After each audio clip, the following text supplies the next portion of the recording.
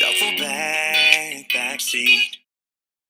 This next tip is for kids who are having some difficulties with using the toilet, in particular having a bowel movement.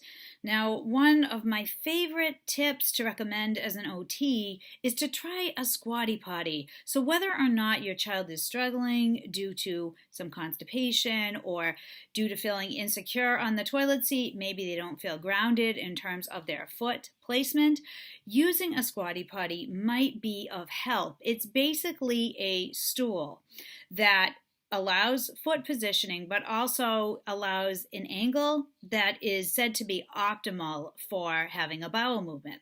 So I've used this with some of my clients with great success. There are people that have felt that the stool and the angling has really helped them to eliminate with less strain, and that it's just much easier with this type of positioning.